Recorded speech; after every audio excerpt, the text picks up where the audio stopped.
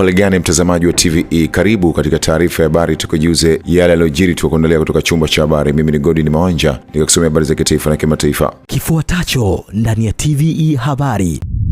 Serikali kupitia Wizara ya Maliasili na Utalii yaahidi kukuza sekta ya utalii nchini, huku TAWA wakisaini mikataba 5 ya uwekezaji katika maeneo ya hifadhi.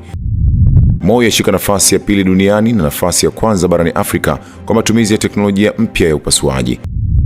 Na katika habari za kimataifa, maelfu ya watu waandamana kupinga serikali nchini Mexico, huku mapigano yakisababisha watu 120 kujeruhiwa na watu 7 wauawa katika shambulio la bunduki mjini Cape Town, Afrika Kusini.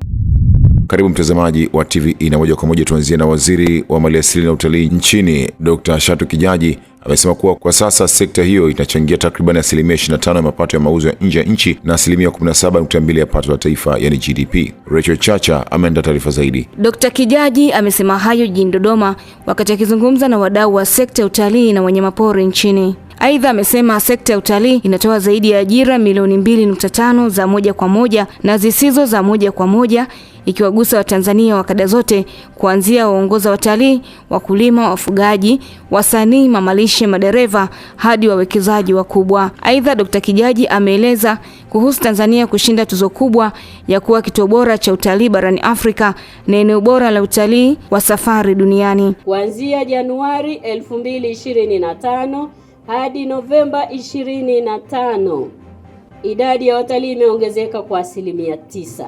Haijapungua kama ambavyo kelele zinajaribiwa kupigwa kutuchafua.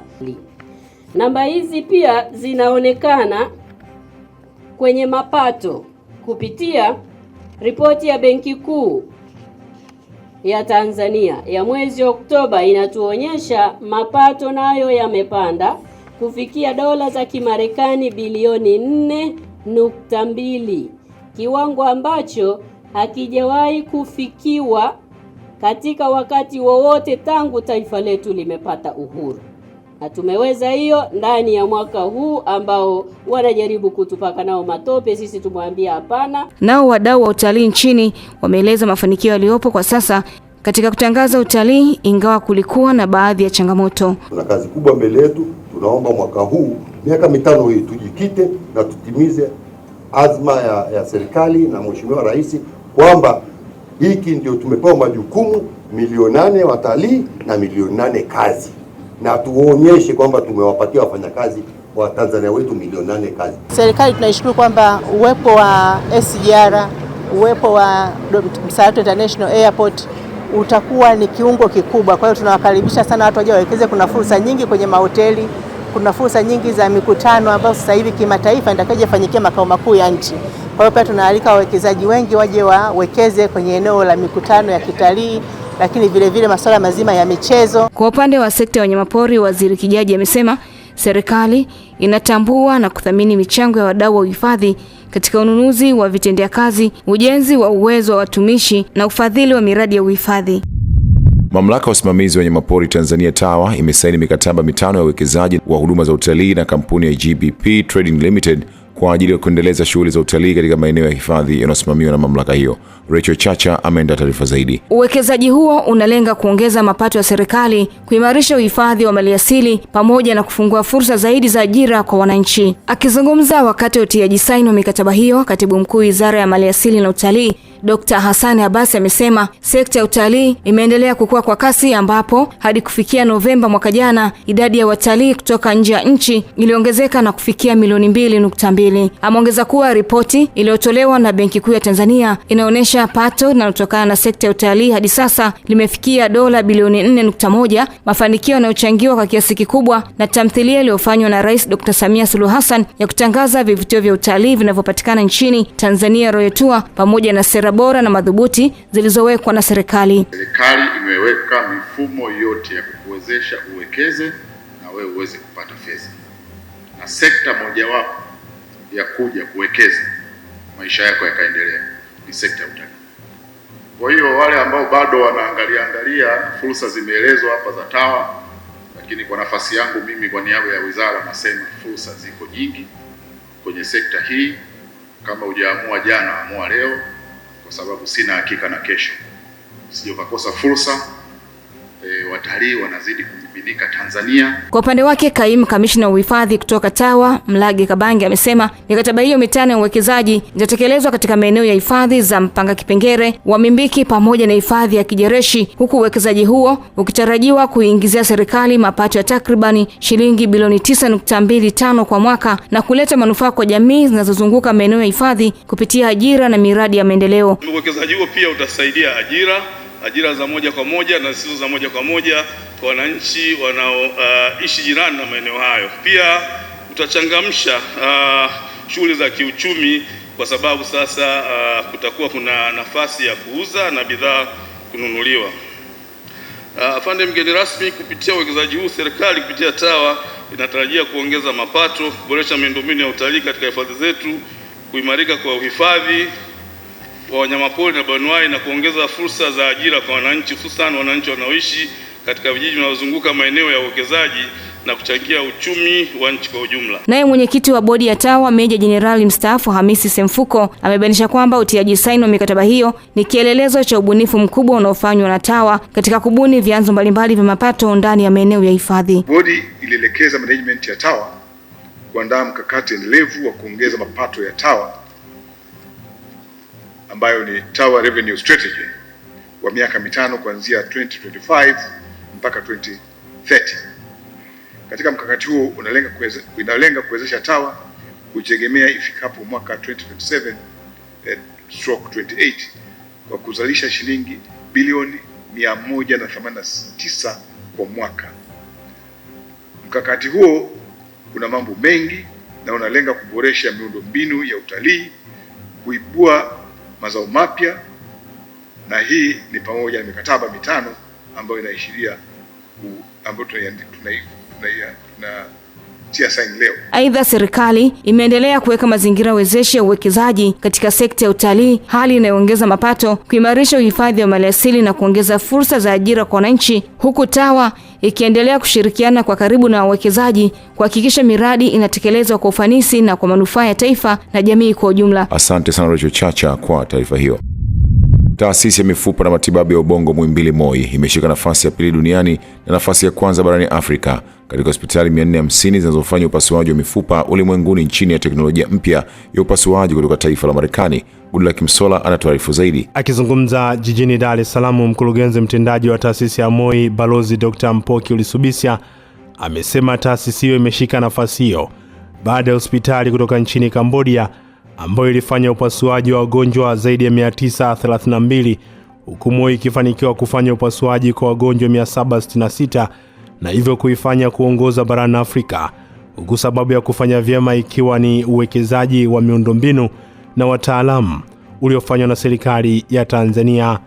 Ushindi huu umepatikana baada ya hospitali 450 kushindanishwa dunia nzima. Hospitali ya Kosamak ya Cambodia ilikuwa imehudumia wagonjwa 932 na taasisi ya MOI imehudumia wagonjwa 766. Kwa sisi ni wa pili katika dunia nzima. Na katika bara la Afrika, kama nilivyosema hapo mwanzoni, sisi tunaongoza kwa huduma bora na bobezi za kutumia tekniki ya Sinel katika kuhudumia wagonjwa ambao wanakuja na matatizo ya mifupa kuvunjika wanaohitaji tiba. Hili ni jambo la kufurahisha sana kwa sababu taasisi hii ina wataalamu wanaojulikana duniani ambao wanatumia njia hiyo ya Sinel ambayo ilianzishwa na wenzetu kule Marekani, na imekuwa ni msaada mkubwa sana kwa wagonjwa ambao wanakuja na uvunjifu wa mifupa. Kwa upande wake, daktari bingwa wa mifupa kutoka MOI William Mugisha amesema hatua hiyo inakuja wakati wana miaka zaidi ya 17 wakifanya kazi na taasisi mbalimbali za kimataifa ikiwemo taasisi ya Sign kutoka nchini Marekani, na hivyo wakijikuta wakiongeza ufanisi wa kuweza kutoa huduma za upasuaji ikilinganishwa na mataifa mengine ambayo wameweza kushindana nayo ambayo yana miaka zaidi ya 20 na wakifanya kazi pamoja na taasisi ya kimataifa kutoka taifa la Marekani. Taasisi yetu imeendelea kuwa kinara upasuaji na matibabu ya mifupa duniani kati ya taasisi 450 duniani zinazopokea ufadhili wa vifaa tiba na vipandikizi kutoka taasisi ambayo sio ya serikali nchini Marekani, inaitwa Sign Fracture Care International. Kwa kweli tumepokea vifaa hivi kwa miaka mingi, takriban miaka 17, japokuwa taasisi hii imekuwa ikihudumia nchi nyingi duniani kwa miaka zaidi ya 25. Na tumekuwa kinara kwa maana ya ufanisi wa ushirikiano wa namna tunavyohudumia wagonjwa na hasa majeruhi wa ajali za barabarani. Na kama nilivyosema, imeendelea kuwa taasisi yenye kuonesha ufanisi kwa maana ya takwimu zilizotoka hivi karibuni hivi jana zimeonyesha kwamba MOI imekuwa kati ya taasisi 10 bora duniani zinazofanya matibabu ya tiba ya mifupa, ikiwa katika nafasi ya pili, na hii ni kwa mwaka wa 3 mfululizo kati ya taasisi 10 bora. Na baadhi ya wananchi wanaotumia taasisi ya MOI wakizungumza wamesema taasisi hiyo kwa sasa imeweza kuboresha katika upande wa utoaji huduma, huku wakishukuru serikali kutokana na huduma za upasuaji wanazozipata katika taasisi hiyo ya MOI. Nafurahishwa na hospitali ya MOI kushika nafasi ya pili katika hospitali 450 duniani. Hicho kitendo kimenifurahisha sana na mtusogezea karibu huduma ambazo sisi wengine tusingeweza kuzipata endapo isingekuwa inatoa huduma bora hapa nchini. Huduma zenyewe hapa zinatufurahisha tunapopokelewa na jinsi tunavyohudumiwa. Kwa hiyo sisi tunapata faraja sana. Asante sana Goodluck Msolla kwa taarifa hiyo. Zaidi ya wajasiriamali 100 wamepatiwa mafunzo ya matumizi sahihi ya fedha pamoja na kuhamasishwa kutumia ipasavyo fursa za mitandao ya kijamii katika kujitangaza na kukuza biashara zao. Rachel Chacha ameandaa taarifa zaidi. Akizungumza jijini Dar es Salaam wakati wa mafunzo hayo yaliyoandaliwa na Benki ya Afrika, naibu mkurugenzi mtendaji wa benki hiyo Hamza Chekau amesema mafunzo hayo yanalenga kuwawezesha wajasiriamali kuendesha biashara zao kwa ufanisi na tija zaidi. We help our clients overcome the challenges they can have in their business. And actually we started our session to this day by having each client communicate with other clients on those challenges. And I personally was also part of it, and I can give you some examples. Some of the clients were talking about how to get the right suppliers. They are venturing into a new business, or they want to expand their business and they need more reliable suppliers. Some of them are also having challenges on how to make better marketing of their products and using, for example, the social media today. We can on the different platforms communicate on our products and sell more. Kwa upande wake, mkuu wa kitengo cha wateja wadogo kutoka Bank of Africa, Beatrice Richard, ameeleza kwamba elimu iliyotolewa inaendana na dhima ya taifa ya kukuza uchumi kupitia uwezeshaji wa wajasiriamali wadogo na wakati. Semina tulioifanya leo na elimu tulioitoa inaenda sambamba na dhima ya nchi katika ukuzaji wa uchumi. Ndio maana tuna wateja wa aina mbalimbali, tuna wateja katika sekta za kilimo, tuna wateja katika sekta za usafirishaji, tuna wateja katika sekta za ujenzi. Wote kwa pamoja tumewapa huduma ili kuhakikisha kwamba uchumi wa nchi unaenda, na dhima kuu ni tukue pamoja. Benki inapokuwa na wateja wakue pamoja na uchumi wa nchi kwa ujumla. Nao baadhi ya wajasiriamali walioshiriki mafunzo hayo wameeleza changamoto wanazokumbana nazo, ikiwemo ugumu wa kupata mikopo kwa wakati, hali inayokwamisha ukuaji wa biashara zao. Changamoto ni nyingi kwa wakati huu, ikiwemo upatikanaji wa mikopo kwa urahisi na wa aina zote, nikiwa namaanisha wa wafanyakazi, wafanyabiashara, wa kima cha chini na cha kati. Kwa hiyo kwa wakati wote mkiwa na uhitaji, karibuni Bank of Africa. Sisi tunatamani kupata wateja wapya na hata waliokuwepo waendelee kuwa karibu na sisi. Naona mpaka sasa hivi inatufaidisha, manake tumeelekezwa ubora wa bidhaa, tumeelekezwa namna ya kumhudumia mteja, tumeelekezwa tena namna ya kumhendo mteja anapokuja. Lazima uwe smart, lazima umfurahishe kabla haja, usimchukie, usikasirike unapomhudumia. Asante sana Rachel Chacha kwa taarifa hiyo. Jeshi la polisi mkoani Geita linawashikilia watu 2 kwa tuhuma za kukutwa na noti bandia pamoja na vifaa vinavyodaiwa kutumika katika utengenezaji wa noti hizo. Watumiwa hao ni Lavio Edgar, mkazi wa Mwatulole mkoani Geita, na Christian Christopher, mkazi wa Mwanza. Taarifa zaidi na Joel Maduka kutoka Geita. Mtambo ambao Akizungumza na waandishi wa habari mapema leo, kamanda wa polisi mkoa wa Geita Sakapu Sofia Jongo amesema mtuhumiwa wa kwanza Lavio Edgar alikamatwa akiwa na noti bandia zenye thamani ya shilingi milioni 1,930,031. Kwa upande wa mtuhumiwa wa pili Christopher alikamatwa akiwa na noti bandia zenye thamani ya shilingi 26,000 pamoja na kompyuta na printer zilizodaiwa kutumika katika utengenezaji wa noti hizo. Jeshi la polisi mkoa wa Geita lilifanikiwa kumkamata Lavio Edgar akiwa na gari ya aina ya Harrier rangi ya silver ambayo ni mali ya Adelina Mkina, mkazi wa Mwanza. Baada ya upekuzi katika gari hiyo, tulifanikiwa kukamata noti bandia zenye thamani ya milioni 1,931,000. Na katika mahojiano mtuhumiwa huyo alikiri kutengeneza yeye mwenyewe noti hizo, ambapo alitupeleka mahali ambapo alikuwa baada ya kumpekua tulimkamata na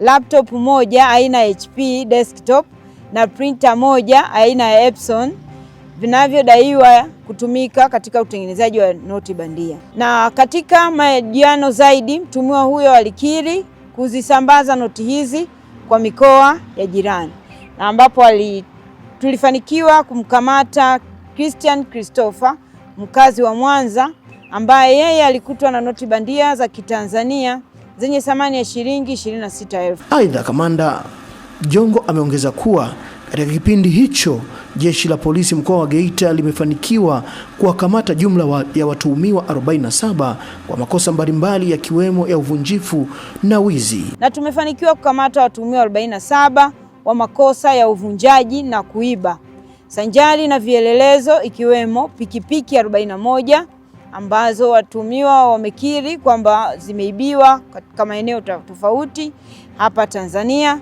Lakini pia katika kudhibiti wizi wa mifugo tumekamata ng'ombe 8, simu janja 5, mbuzi 73, mabati 5, magodoro 5, friji 1, sofa 4, zulia 1 na sabufa 1, ambazo baada ya utaratibu wa kisheria wananchi walitangaziwa na karibu vitu vyote vimetambuliwa, na taratibu za kisheria zikikamilika watuhumiwa watafikishwa mahakamani. Jongo amewataka wazazi na walezi kuwachunga watoto wao na kuwazuia kujiingiza katika vitendo vya kihalifu, akisisitiza kuwa jeshi la polisi halitasita kumchukulia hatua za kisheria mtu yoyote atakayekiuka sheria na taratibu za nchi. Asante sana Joel Maduka kwa taarifa hiyo.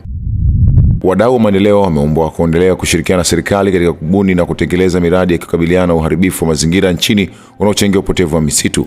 Goodluck Msola anatuarifu zaidi. Wito huo umetolewa na naibu katibu mkuu mazingira ofisi ya makamu wa rais Profesa Peter Msofe wakati akizindua mradi wa kuongoa ardhi na kurejesha uoto asili nchini Tanzania kwa niaba ya katibu mkuu ofisi ya makamu wa rais Dr. Richard Muyungi jijini Dodoma. Mradi huo unaofadhiliwa na serikali ya Ujerumani na kutekelezwa na shirika la WWF Tanzania kwa kushirikiana na serikali kupitia ofisi ya makamu wa rais, mashirika ya IUCN, WRI pamoja na wadau mbalimbali, na kutekelezwa katika wilaya ya Kilindi, Korogwe mkoani Tanga, Chamwino na Mpwapwa jijini Dodoma zilizoathiriwa na uharibifu wa mazingira.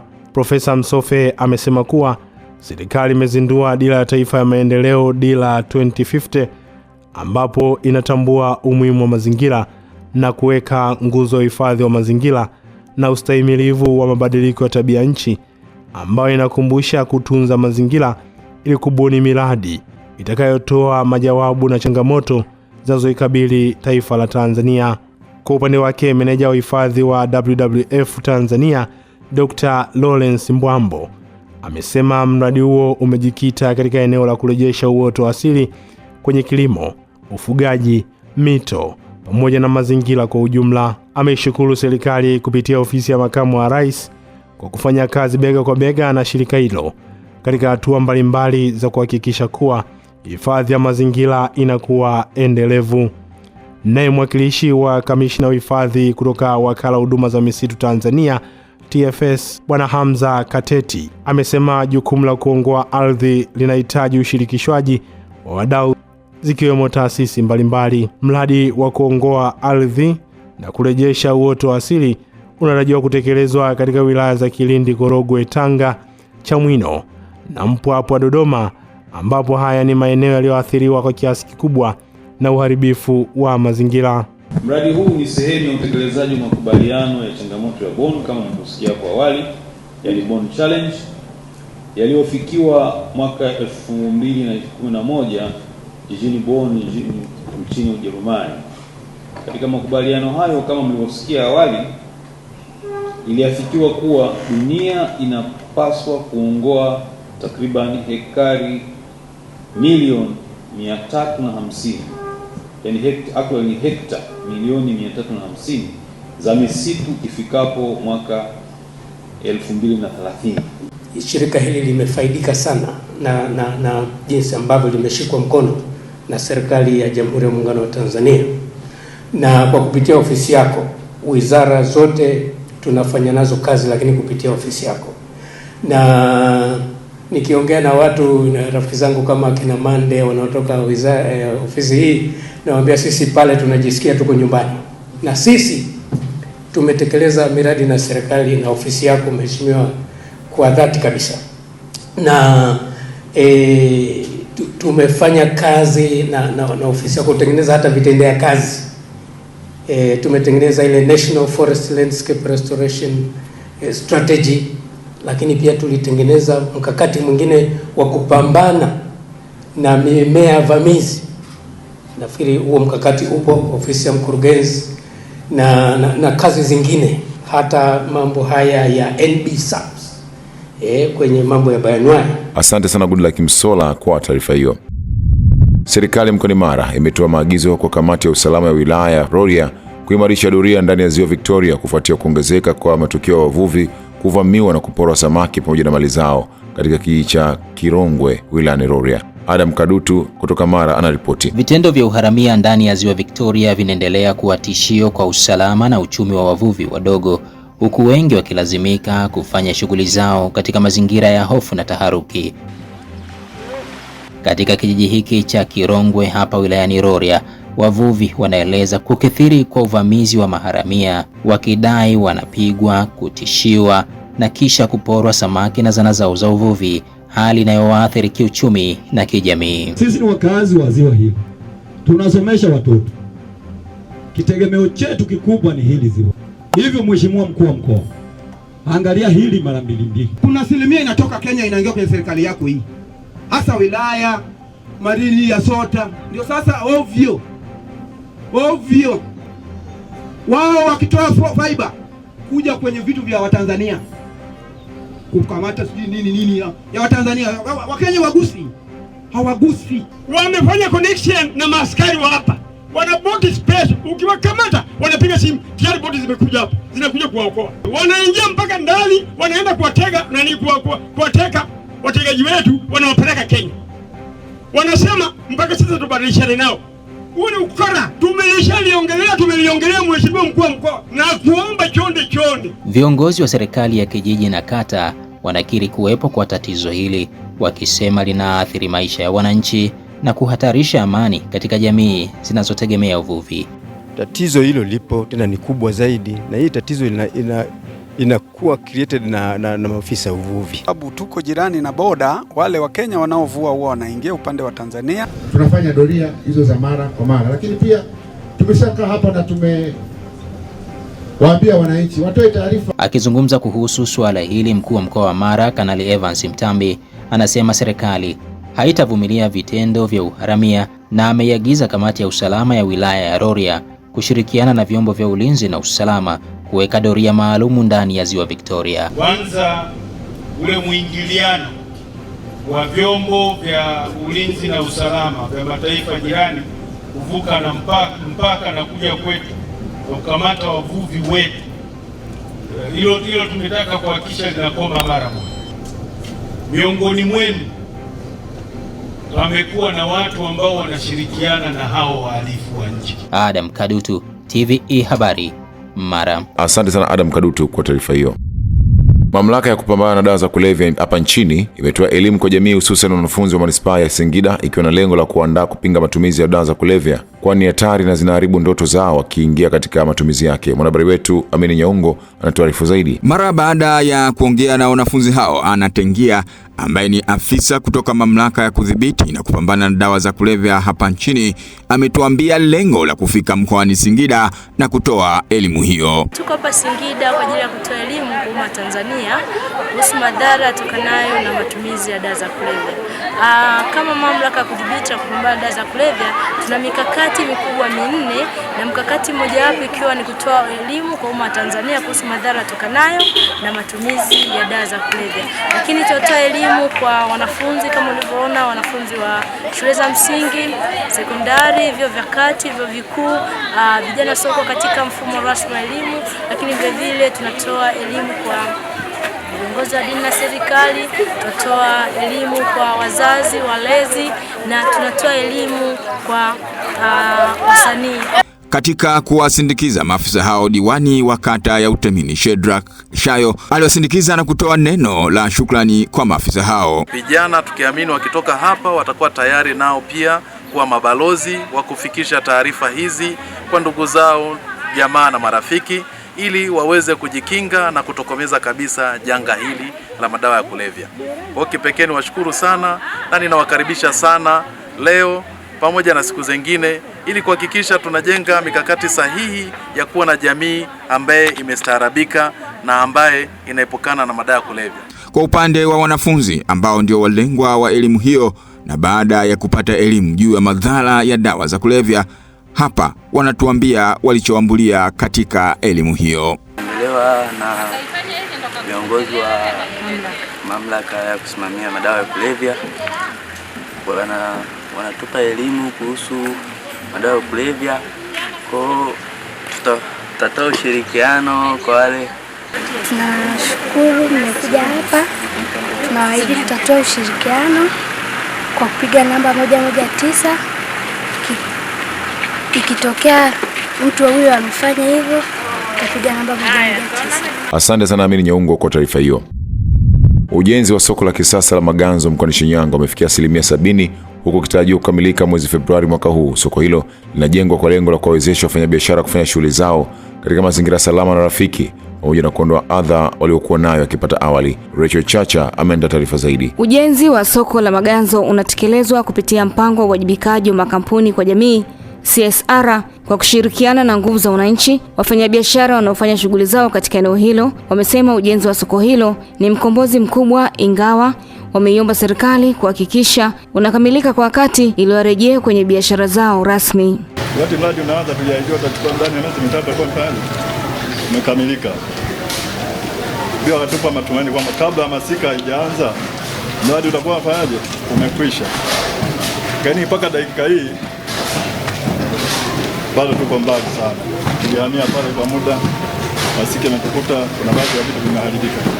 Mpaka sasa hivi tunajua soko linakamilika lini ili tuweze kuishi kwa imani na upendo. Tia moyo, watakuwa na imani sasa na serikali ya Maganzo.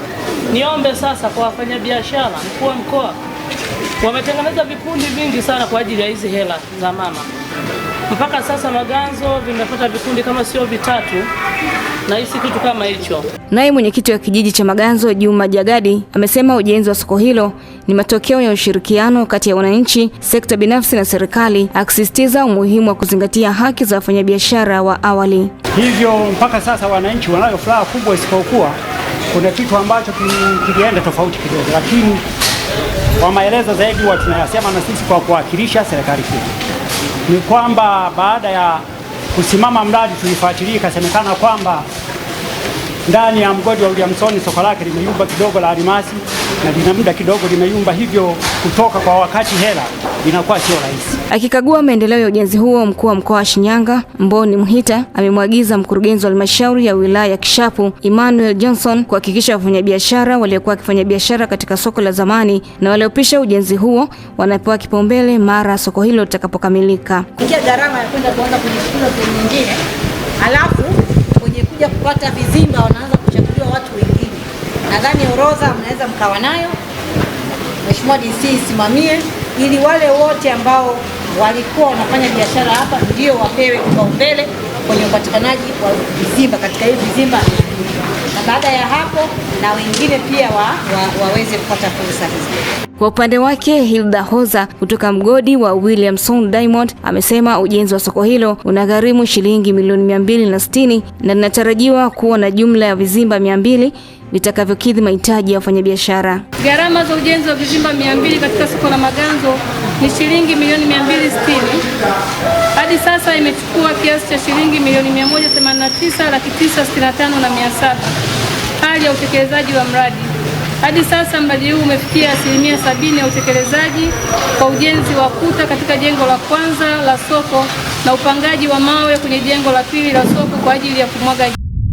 Wakala barabara Tanzania TANROADS mkoa wa Mbeya imeanza utaratibu wa kupanua barabara katika maeneo ya Mlima Nyoka itakayosaidia kupunguza msururu wa magari na kuondokana na ajali za mara kwa mara katika eneo hilo. Taarifa ya Daniel Simelta kutoka Mbeya inafafanua zaidi. Ziara hiyo iliyoongozwa na meneja wa barabara kuu na barabara za mijini nchini, Mhandisi Nchama Wambura, amezungumzia umuhimu wa kupanua barabara hiyo kutokana na hali ilivyo hivi sasa.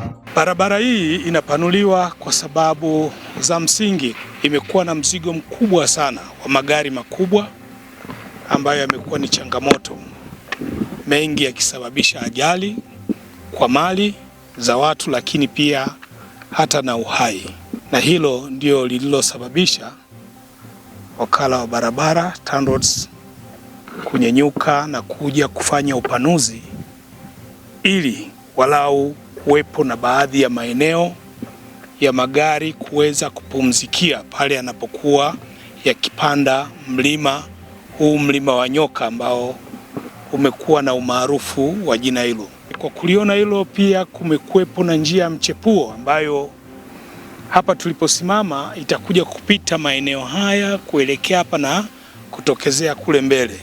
Kwa upande wake, meneja wa wakala wa barabara Tanzania mkoa wa Mbeya, Mhandisi Suleiman Bishanga, amezungumzia swala uchapishaji wa barabara itakayotumika kwa ajili ya kusafirisha mizigo mizito. Mchepuo hii ni moja ya mikakati ya serikali kwa maana ya kuchepusha barabara kupita katikati mwa mji wa Mbeya, kwa jiji la Mbeya, kwa sababu tukifika hapa Mlima Nyoka tulipo inabidi twende kutokea, tunapita Uyole ya kati alafu tunaenda sambamba na jiji la Mbeya kwenda kutokea Sungwe.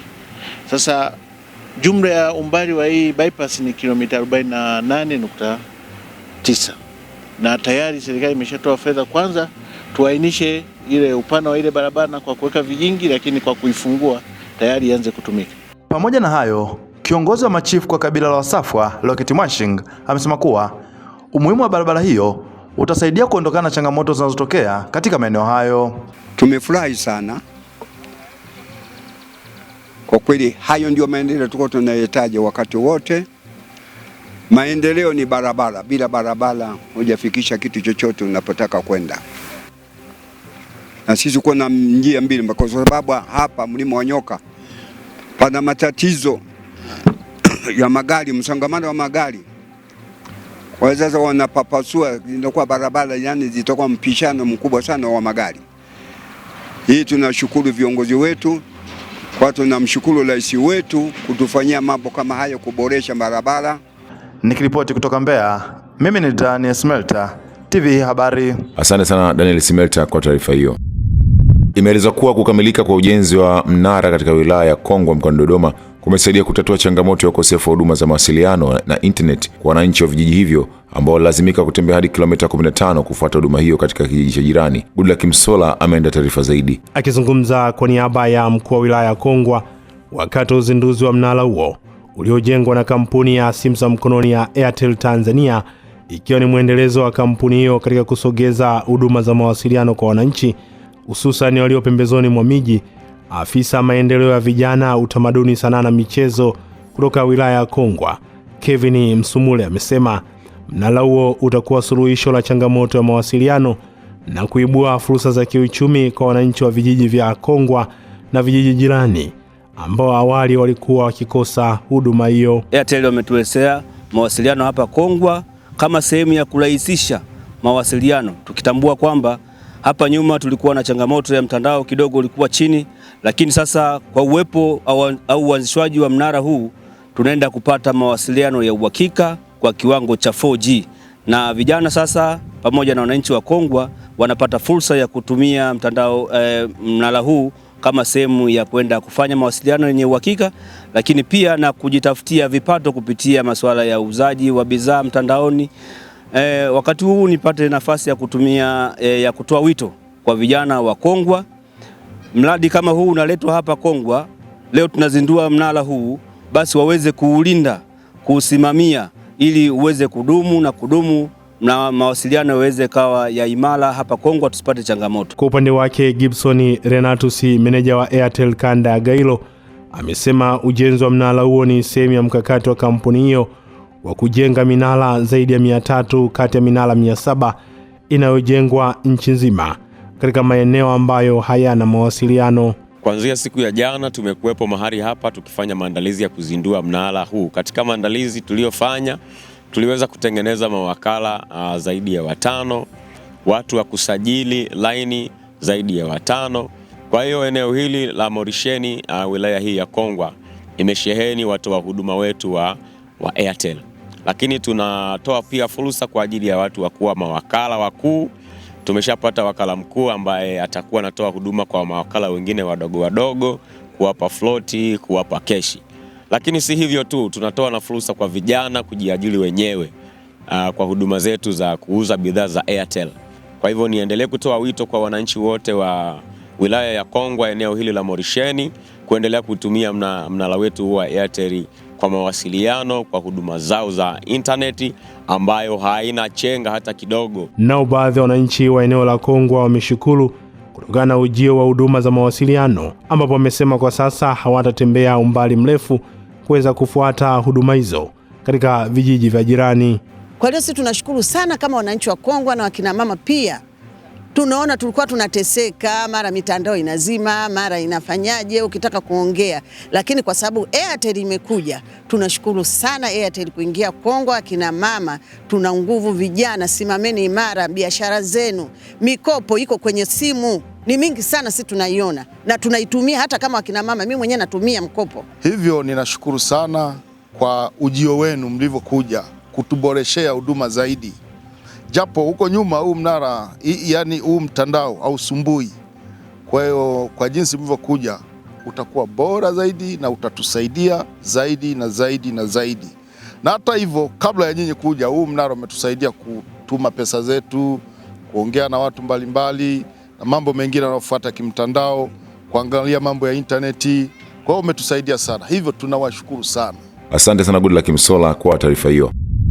Katika kuhakikisha wanaendana mipango na malengo ya dira ya taifa 2050 katika eneo la TEHAMA, wadau wa teknolojia nchini wanatarajiwa kukutana ili kujadili na kupendekeza namna ya utekelezaji wa malengo ya dira ya 2050 katika eneo la ukuzaji na utumiaji wa teknolojia kwa ajili ya kukuza uchumi wa kidijitali.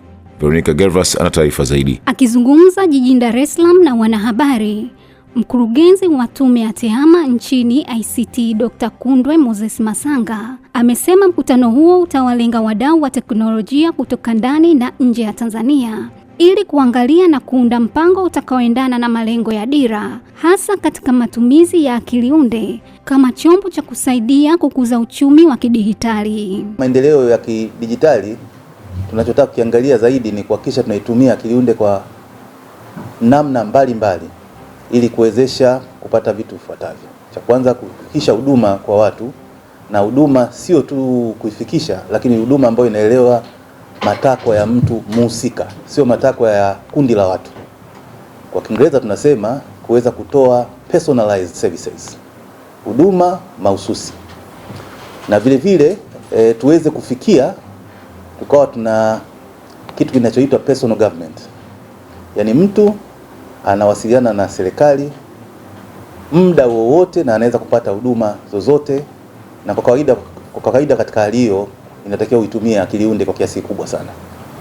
Kwa sababu akili unde kitaalamu sasa hivi imefikia inaitwa kwa Kiswahili inaweza kuwa tafsiriwa kama akili unde kama wakala, au kwa Kiingereza wanasema wanaita agentic AI. Aidha, Dr. Masanga Amesema pamoja na wadau hao kujadili mwelekeo, pia watajadili na kuangalia fursa pamoja na changamoto zinazoikumba sekta ya TEHAMA, hasa katika eneo la usalama wa mtandao pamoja na ulinzi wa data na taarifa binafsi za watumiaji wa mtandao katika zama hizi za mapinduzi ya 4 ya viwanda kupitia akili unde.